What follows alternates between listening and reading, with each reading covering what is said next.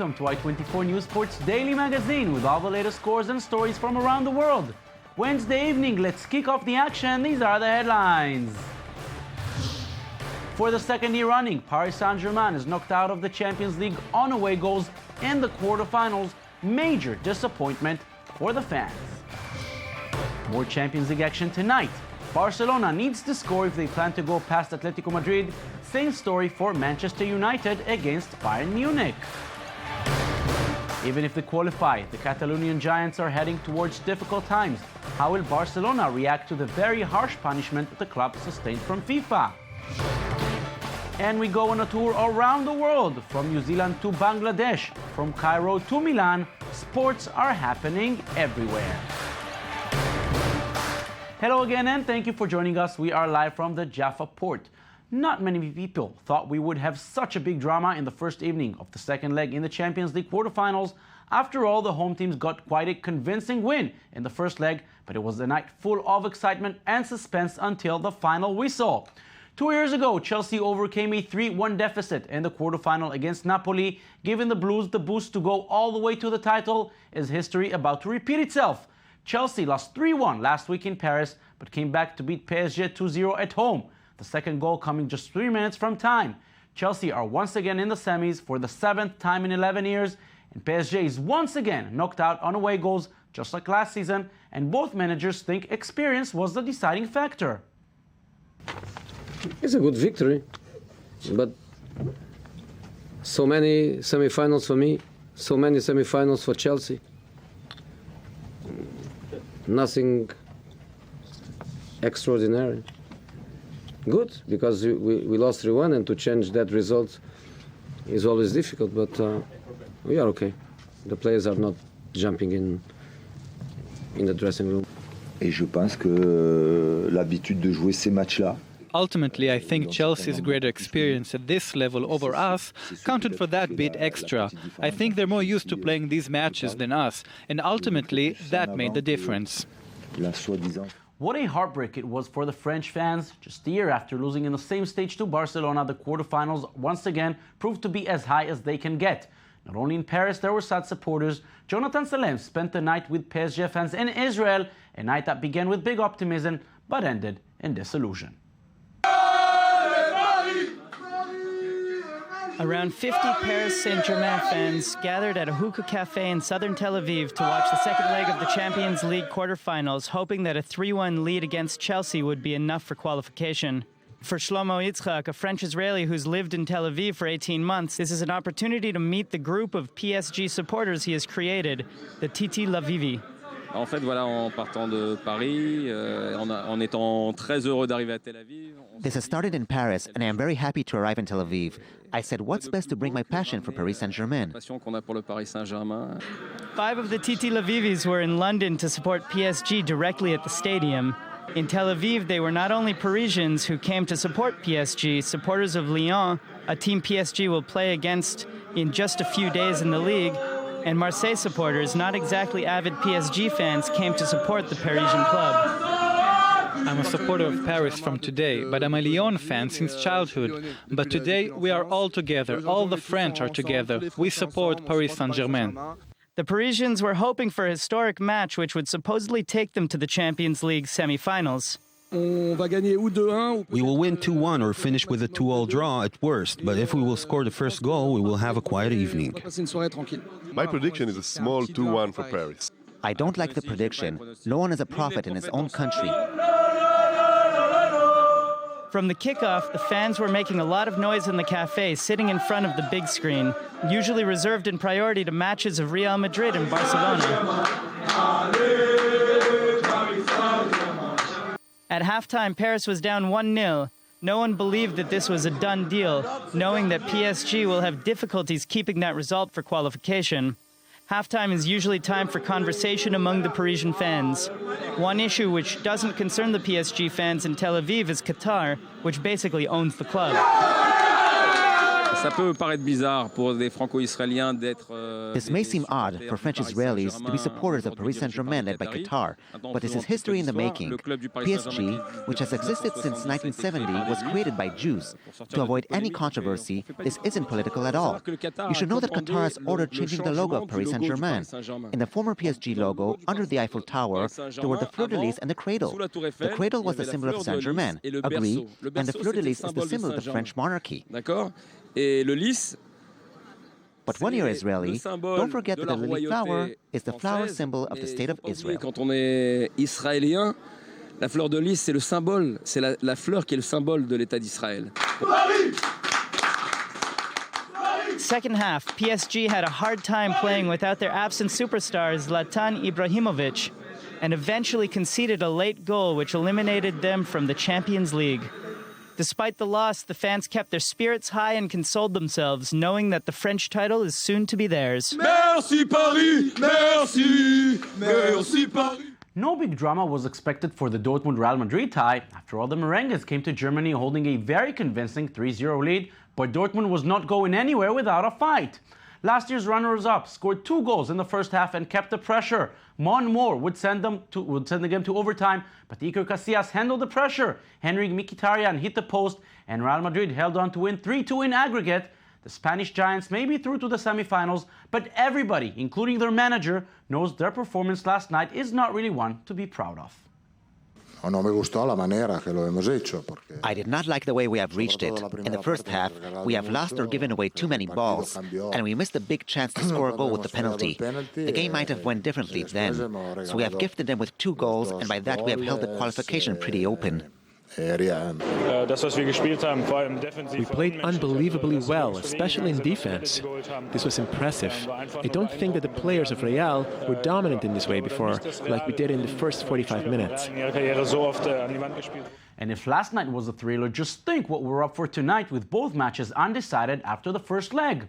Manchester United, this is the only chance they have to salvage this season and to make sure that you will play in the Champions League next season. In order to do that, they will have to score at least once in Munich. Not an easy task. The Red Devils are seen as the clear underdogs, but this is a club with big players and huge pride, and anything is possible. Bayern Munich players on their part feel they should have gotten a much better result than 1-1 in the first match. The German side complained about the very defensive display David Moyes and his players showed in Old Trafford. Pep Guardiola will not say directly, but it's easy to understand from his words he thinks a club like Manchester United should come with a different approach. I will have to try as much as possible to dominate the game like we did it in Manchester. Like this, we just receive in Old Trafford 1 action, no more, and that I would like to happen tomorrow. That is what is my dream. So to dominate the game, to receive just 1 action from Welbeck or for the other, and what we work in the last days and today again is how we can, attack better and create more chances than we did it in Manchester.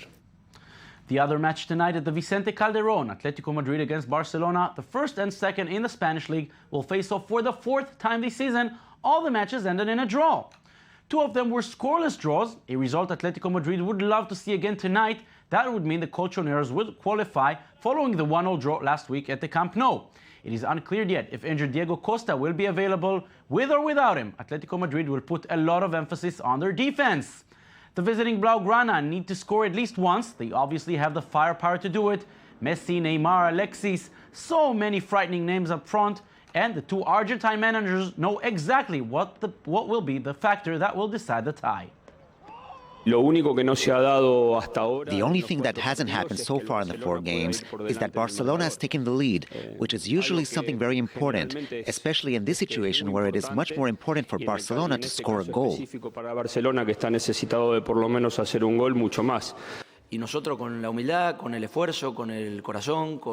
We go with our humbleness, with our effort, with our heart, with our work, with our counterattack. This is a fight of styles to see who is stronger. Regardless of the result tonight, these are not easy times for Barcelona. The very tough sanction the club received from FIFA last week means they cannot do any transfer until next summer, a sanction that could seriously hurt the club, leaving many questions and, at least for now, very few answers. Lies Barbaum looks to the story that is creating major concern in Catalonia. Barcelona are used to being in the headlines, but this time they aren't getting the best public relations. The Catalan Giants have been surrounded by scandals throughout the 2014 season, including financial issues and illegal transfers. Barça is an undisputed institution and one of the most successful clubs in Spanish and European football. Formed in 1899, the club holds a record of 22 league championships, 26 Copa del Rey wins, and 4 Champions League titles. The team also cultivates an image of tolerance. For instance, in 2013, the players made a 2-day tour in Israel to promote peace in the Middle East. Barcelona is also a proud representative of Catalonia, and its motto, more than a club, reflects its social ambitions. The club is managed by its supporters, the famous socios, who vote the major strategic directions of their team. But lately it seems that the pseudo-democratic functioning has lost its authenticity. Behind its clean image, Barcelona is strictly a business. In August 2013, in debt with 440 million euros, the club had to bow down and accept the sponsorship of Qatar Airways. Some might say that Barca sold its soul to the devil, but nevertheless, the team stars don't hesitate to play in commercials, sealing the alliance with the Qatari company. In 2013, Leo Messi was indicted for tax fraud. He and his father have allegedly falsified income declarations to avoid paying taxes on the superstar's image rights. Messi denied the accusations on his Facebook page, but eventually ended up paying $5 million to the Spanish tax authorities. The troubles continued with the questionable transfer fee for Neymar, which caused Sandro Rosé to resign from his position as the club's president in January. It has been an honor to serve Barça. It has been a privilege to be president of Football Club Barcelona. I wish the best to the new president and ask members to give him full support. The latest crisis concerns the transfer of players aged under 18. Between 2009 and 2013, 10 minor players played for the team. This is considered a serious misconduct by FIFA, which in response banned Barca from buying players for the next 2 transfer windows. Barcelona has decided to appeal the decision. However, the case sheds light on the questionable methods of the Masia training facility recruitment process, which discovered big names like Piqué, Puyol, and Iniesta. No es toca la Masia. Hands off La Masia. We will fight against this sentence and this drastic punishment FIFA wants to give us. We will fight to the end because this is a system that has been working for 35 years and has made this club and the first team the leader in world football for a decade. Lideri a la última dècada al futbol mundial. Despite the recent controversies, Barcelona is still one of the biggest teams in the world and will do anything in its powers to remain that way. Now to the NBA and to the one team the champions do not want to meet. LeBron James and the Miami Heat lost 3 times this season to Paul Pierce and the Brooklyn Nets ahead of last night's game. The Truth always putting up a fight against Miami, now for the Nets and previously for the Celtics. The 4th and final meeting of the regular season was held in South Beach. Will the Nets get the sweep? It was close and tight throughout the entire second half. 34 seconds left. Chris Bosh with a dunk cuts Brooklyn's lead to just a point. Brooklyn then missed and LeBron had one final shot to win, but Mason Plumlee gets the block. The Nets win 88-87. This potential Eastern Conference semifinal could be a huge affair. And now it's time to take a tour around the world with some other sporting events from the past week. Here we go. The new season of the Speedway World Championship took off in Auckland, New Zealand. Expectations were for veteran riders Greg Hannock and Nicky Pedersen to take control, but first-timer Martin Smolinski had other plans. The 19-year-old German showed some incredible resilience and self-belief throughout the evening, securing the win in his first race. The one sport Sri Lanka is crazy about is cricket, and when the country wins a World Cup, it's reason for a massive celebration. The first ever T20 championship was held in Bangladesh. Sri Lanka faced India in the final, and it's the small island country who was victorious. Nothing better than to win the title and beat your giant next-door neighbor in the final. Despite turbulent political times, Egypt has never lost its love for sports. The most populated Arab country hosted the second round of the 2014 Modern Pentathlon World Cup. Athletes from 27 different countries came to Cairo and competed in the 5 different disciplines. Italian Riccardo Da Luca was the winner.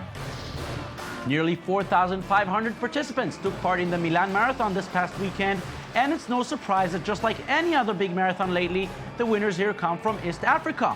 Kenya's Francis Kupro won the men's event with a time of 2 hours, 8 minutes and 53 seconds. Compatriot Veselin Yevchenko won the women's race. And our last stop is Britain's most prestigious sailing race, the one between the universities of Oxford and Cambridge, also known as the Boat Race. It dates back to 1829 and held annually since the mid-19th century. This was the 160th edition, and Oxford won for the second successive year.